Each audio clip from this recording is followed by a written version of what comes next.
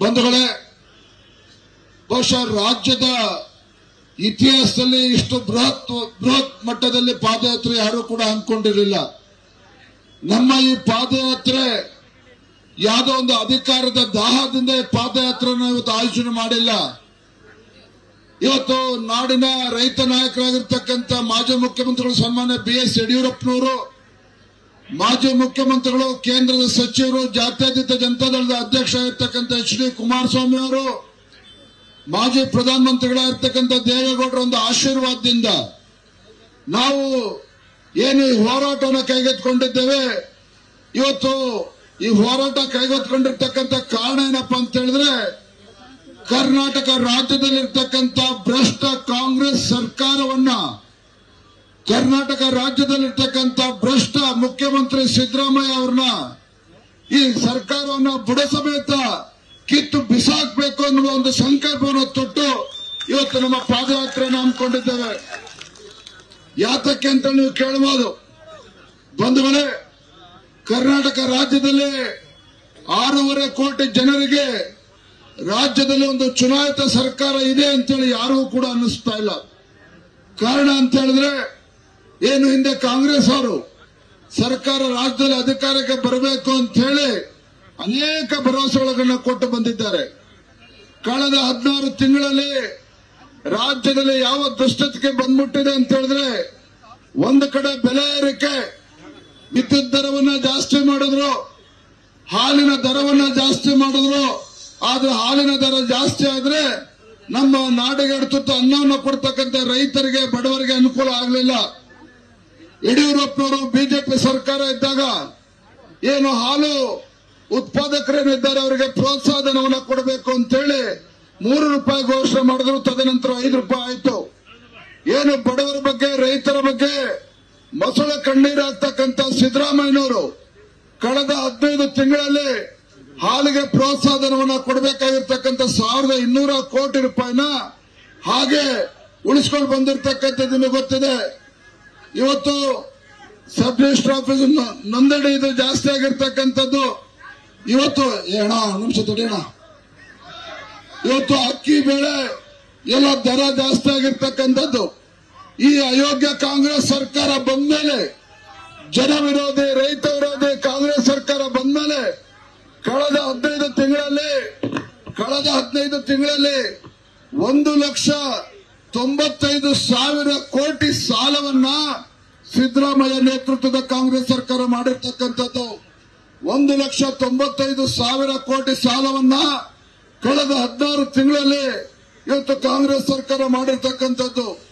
ಮತ್ತೊಂದು ಕಡೆ SCPT SP ಹಣವನ್ನ ಬೇರೆ ಕಡೆಗೆ ವರ್ಗಾವಣೆ ಮಾಡಿ ಇವತ್ತು ಬಹಳ ಪ್ರಮುಖವಾಗಿರ್ತಕ್ಕಂಥ ಅಂಶ ಅಂತ ಹೇಳಿದ್ರೆ, ಈ ಸಿದ್ದರಾಮಯ್ಯ ಸರ್ಕಾರ ಬಂದ್ಮೇಲೆ ಇವತ್ತು ವಾಲ್ಮೀಕಿ ಅಭಿವೃದ್ಧಿ ನಿಗಮದಲ್ಲಿ ಆಗಿರ್ತಕ್ಕಂಥ ಹಗರಣ, ಯಾವ ದಲಿತರ ಹೆಸರು ಹೇಳಿಕೊಂಡು ಅಧಿಕಾರಕ್ಕೆ ಬಂದಿರತಕ್ಕಂಥ ಕಾಂಗ್ರೆಸ್ ಸರ್ಕಾರ ಇವತ್ತು ರಾಜ್ಯದಲ್ಲಿರ್ತಕ್ಕಂಥ ದಲಿತರನ್ನ ಮರೆತಿದ್ದಾರೆ, ಹಿಂದುಳಿದ ಸಮಾಜಗಳನ್ನ ಮರೆತಿದ್ದಾರೆ, ಪರಿಶಿಷ್ಟ ಪಂಗಡಕ್ಕೆ ಮೀಸಲಿಟ್ಟಿರ್ತಕ್ಕಂಥ, ಅವರ ಅಭಿವೃದ್ಧಿಗೆ ಮೀಸಲಿಟ್ಟಿರ್ತಕ್ಕಂಥ ಹಣವನ್ನು ಲೂಟಿ ಮಾಡಿರ್ತಕ್ಕಂಥ ಸಿದ್ದರಾಮಯ್ಯ ನೇತೃತ್ವದ ಕಾಂಗ್ರೆಸ್ ಸರ್ಕಾರ, ಇಂಥ ಭ್ರಷ್ಟ ಸರ್ಕಾರ ರಾಜ್ಯದ ಜನತೆಗೆ ಬೇಕಾ ಇವತ್ತು?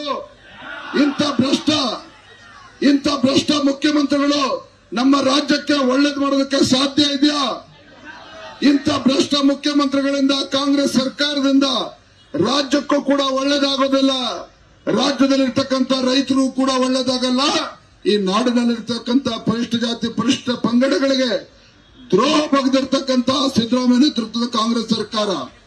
ಒಂದು ಕಡೆ ಮೂಡಾದಲ್ಲಿ ಇವತ್ತು 1 ಲಕ್ಷಕ್ಕೂ ಸನ್ಮಾನ್ಯ ಸಿದ್ದರಾಮಯ್ಯನವರಿಗೆ ರಾಜಕೀಯ ಜನ್ಮ ಕೊಟ್ಟಿರ್ತಕ್ಕಂಥ ಮೈಸೂರು ಜಿಲ್ಲೆ 1 ಲಕ್ಷಕ್ಕೂ ಹೆಚ್ಚು ಜನ ಅರ್ಜಿಯನ್ನ ಹಾಕಿ ಹಾಗೆ ಕಾದು ಕೊಡ್ತಿದ್ದಾರೆ, ಬಕ ಪಕ್ಷಿಗಳ ತರ. ಕಳೆದ 15-20 ವರ್ಷಗಳಿಂದ ಒಂದೇ ಒಂದು ಸೈಟ್ ಅನ್ನ ಕೊಡೋದಕ್ಕೆ ಕಾಂಗ್ರೆಸ್ ಸರ್ಕಾರದಲ್ಲಿ ಆಗಲಿಲ್ಲ. ಆದ್ರೆ ಸಿದ್ದರಾಮಯ್ಯ ಮುಖ್ಯಮಂತ್ರಿ ಆದ್ಮೇಲೆ 14 ನಿವೇಶನಗಳ ಜೊತೆಗೆ 5,000 ಕೋಟಿ ಹಗರಣ ಮೂಡೋದಲ್ಲಿ ಆಗಿರ್ತಕ್ಕಂಥದ್ದು. ವಾಲ್ಮೀಕಿ ಅಭಿವೃದ್ಧಿ ನಿಗಮದಲ್ಲಿ ಇವತ್ತು 187 ಕೋಟಿ ಹೊಡೆದ್ರೆ ಇಲ್ಲ 5,000 ಕೋಟಿ ಲೂಟಿ ಮಾಡಿರ್ತಕ್ಕಂಥ ಭ್ರಷ್ಟ ಕಾಂಗ್ರೆಸ್ ಸರ್ಕಾರವನ್ನ ಬುಡ ಸಮೇತ ಕಿತ್ತಾಕ್ಬೇಕು. ಯಾವ ಪರಿಷ್ಠ ಜಾತಿ, ಪರಿಷ್ಠ ಪಂಗಡಗಳಿಗೆ ಅನ್ಯಾಯ ಮಾಡ್ತಾ ಇದ್ದಾರೆ, ದ್ರೋಹ ಮಾಡಿದ್ದಾರೆ, ಅವರಿಗೆ ನ್ಯಾಯ ಕೊಡಿಸ್ತಕ್ಕಂಥ ಕೆಲಸ ಮಾಡಬೇಕು ಅಂತ ಹೇಳಿ ಪಾದಯಾತ್ರೆ ನಂಬಿಕೊಂಡಿರ್ತಕ್ಕಂಥದ್ದು ಸಾಕಷ್ಟು ಶ್ರಮೆ ಆಗಿದೆ. ಇವತ್ತು ನಾವೇನು ಕಳೆದ 3 ದಿನಗಳಿಂದ 4ನೇ ದಿನಕ್ಕೆ ಕಾಲಿಟ್ಟಿರ್ತಕ್ಕಂಥ ಈ ಪಾದಯಾತ್ರೆ ಇವತ್ತು ತಮ್ಮೆಲ್ಲರಿಗೂ ಕೂಡ ನಾನು ಕೃತಜ್ಞತೆಯನ್ನು ಸಲ್ಲಿಸ್ತೇನೆ. 4ನೇ ದಿನಕ್ಕೆ ಕಾಲಿಟ್ಟಂತ ಸಂದರ್ಭದಲ್ಲಿ ತಾವೆಲ್ಲರೂ ಕೂಡ ಹೆಜ್ಜೆಯನ್ನು ಹಾಕ್ತಾ ಇದ್ದೀರಿ. ಇವತ್ತು ವಿಶೇಷವಾಗಿ ಭಾರತೀಯ ಜನತಾ ಪಾರ್ಟಿ ವತಿಯಿಂದ ನಮ್ಮ ಮದ್ದೂರಿನ ಸ್ವಾಮಿಯವರಿಗೂ ಕೂಡ ನಾನು ಈ ಸಂದರ್ಭದಲ್ಲಿ ಕೃತಜ್ಞತೆಯನ್ನು ಸಲ್ಲಿಸ್ತೇನೆ. ಅದೇ ರೀತಿ ಬ್ಯಾಟರಾಯನಪುರದಿಂದ ತಮ್ಮೇಶ್ ಗೌಡರು, ತುಮಕೂರು ನಗರದಿಂದ ಜ್ಯೋತಿ ಗಣೇಶ್ ಅವರು, ತುಮಕೂರು ಗ್ರಾಮಾಂತರದಿಂದ ಸುರೇಶ್ ಗೌಡರು, ಗುಬ್ಬಿಯಿಂದ ದಿಲೀಪ್ ಕುಮಾರ್ ಅವರು, ಸಕಲೇಶ್ಪುರದಿಂದ ಸಿಮೆಂಟ್ ಮಂಜು ಅವರು, ಗಾಂಧಿನಗರದಿಂದ ಸಪ್ತಗಿರಿ ಗೌಡರು, ಬಿಟಿಎಂ ಲೇಔಟ್ ಇಂದ ಶ್ರೀಧರ್ ರೆಡ್ಡಿ ಅವರು, ಶಿವಮೊಗ್ಗ ಜಿಲ್ಲೆ ನನಗೆ ಶಾಸಕನಾಗಿ ಆಯ್ಕೆ ಮಾಡಿರ್ತಕ್ಕಂಥ ಶಿಕಾರಿಪುರ ತಾಲೂಕು ಒಳಗೊಂಡಂತೆ ಶಿವಮೊಗ್ಗ ಜಿಲ್ಲೆ, ಗದಗ, ಹಾವೇರಿ, ಹುಬ್ಬಳ್ಳಿ ಧಾರವಾಡ, ಬಿಜಾಪುರ, ಬೆಳಗಾವಿ, ಅದೇ ರೀತಿ ಬಾಗಲಕೋಟೆ, ಈ ಎಲ್ಲ ಜಿಲ್ಲೆಗಳಿಂದ ಸುಮಾರು ಇವತ್ತು 15,000ಕ್ಕೂ 20,000ಕ್ಕೂ ಹೆಚ್ಚು ಬಿಜೆಪಿ ಮತ್ತು ಜೆಡಿಎಸ್ ಪಕ್ಷದ ಕಾರ್ಯಕರ್ತರು ಇವತ್ತಿನ ಪಾದಯಾತ್ರೆಯಲ್ಲಿ ಭಾಗವಹಿಸಿದ್ದಾರೆ. ತಮ್ಮೆಲ್ಲರ ಇವತ್ತು ನಮ್ಮ ಹೋರಾಟ ನಡೀತಾ ಇದೆ. ನಮ್ಮ ಹೋರಾಟದ ಪರಿಣಾಮ ಏನಪ್ಪಾ ಅಂತ ಹೇಳಿದ್ರೆ, ಮುಖ್ಯಮಂತ್ರಿಗಳು ಯಾವ ಸಂದರ್ಭದಲ್ಲಿ ಬೇಕಾದ್ರೂ ಮುಖ್ಯಮಂತ್ರಿಗಳು ಸಿದ್ದರಾಮಯ್ಯನವರು ತಮ್ಮ ಸ್ಥಾನಕ್ಕೆ ರಾಜೀನಾಮೆ ಕೊಡಬೇಕಾಗ್ತದೆ. ಅಂತ ಸಂದರ್ಭ ಈಗಾಗಲೇ ನಿರ್ಮಾಣ ಆಗಿದೆ. ಒಂದು ಕಡೆ ಕಾಂಗ್ರೆಸ್ ಪಕ್ಷದ ಶಾಸಕರು ತಮ್ಮ ಮುಖ್ಯಮಂತ್ರಿಗಳ ಮೇಲೆ, ತಮ್ಮ ನಾಯಕನ ಮೇಲೆ ವಿಶ್ವಾಸನ ಕಳೆದುಕೊಂಡಿರ್ತಕ್ಕಂಥ ಸಂದರ್ಭದಲ್ಲಿ ಉಳಿದಿರ್ತಕ್ಕಂಥ ಕಾಂಗ್ರೆಸ್ಸಿನ ನಾಯಕರು ತಾನು ಮುಖ್ಯಮಂತ್ರಿ ಅಂತೇಳಿ ಪರದಾಡ್ತಾ ಇರ್ತಕ್ಕಂಥ ಸಂದರ್ಭದಲ್ಲಿ ನನಗೆ ಸಂಪೂರ್ಣವಾಗಿ ವಿಶ್ವಾಸ ಇದೆ.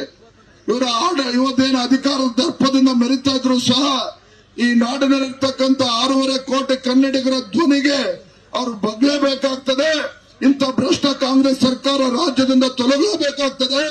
ಸಿದ್ದರಾಮಯ್ಯನವರು ನಿಶ್ಚಿತವಾಗಿ ಮುಖ್ಯಮಂತ್ರಿ ಸ್ಥಾನಕ್ಕೆ ರಾಜೀನಾಮೆ ಕೊಡಲೇಬೇಕಾಗ್ತದೆ ಅನ್ನೋ ಮಾತನ್ನ ಸಂದರ್ಭದಲ್ಲಿ ಹೇಳ್ತಾ, ನಮ್ಮ ಹೋರಾಟ ಈ ರಾಜ್ಯದಲ್ಲಿರ್ತಕ್ಕಂಥ ದೀನ ದಲಿತರು, ಬಡವರು, ಹಿಂದುಳಿದ ವರ್ಗಗಳಿಗೆ ನ್ಯಾಯ ಕೊಡಿಸ್ತಕ್ಕಂಥ ನಿಟ್ಟಿನ ನಮ್ಮ ಹೋರಾಟವನ್ನು ಕೈಗೆತ್ತಿಕೊಂಡಿದ್ದೇವೆ. ನಮ್ಮ ಹೋರಾಟ ನಿರಂತರವಾಗಿರ್ತದೆ. ನ್ಯಾಯ ಕೊಡಿಸುವವರೆಗೂ ಸಹ ನಾವು ವಿಶ್ರಮಿಸ್ತಕ್ಕಂಥ ಪ್ರಶ್ನೆ ಇಲ್ಲ ಅಂತಕ್ಕಂಥ ಮಾತನ್ನು ಹೇಳ್ತಾ, ತಮ್ಮೆಲ್ಲರೂ ಕೂಡ ಮತ್ತೊಮ್ಮೆ ಅಭಿನಂದನೆ ಸಲ್ಲಿಸಿ, ನಮ್ಮ ಪತ್ರಿಕಾ ಹಾಗೂ ಮಾಧ್ಯಮದ ಸ್ನೇಹಿತರು ಕಳೆದ 3 ದಿನಗಳಿಂದ ಸತತವಾಗಿ ನಮಗೆ ನಿಜವಾಗ್ಲೂ ಕೂಡ ಅವರು ಕೂಡ ನಮಗೆ ಪ್ರೋತ್ಸಾಹ ನೀಡ್ತಾ ಇದ್ದಾರೆ. ಅವ್ರಿಗೂ ಸಹ ಪತ್ರಿಕಾ ಹಾಗೂ ಮಾಧ್ಯಮದ ಸ್ನೇಹಿತರಿಗೆ ಕೃತಜ್ಞತೆಯನ್ನು ಸಲ್ಲಿಸ್ತಾ, ಭಲೋ ಭಾರತ್ ಮಾತಾ ಕಿ, ಭಲೋ ಭಾರತ್ ಮಾತಾ ಕಿ. ನಮಸ್ಕಾರ. ನ್ಯೂಸ್ ಫಸ್ಟ್ ನಿರ್ಭೀತಿಯಿಂದ ನಿಮ್ಮ ಪರವಾಗಿ.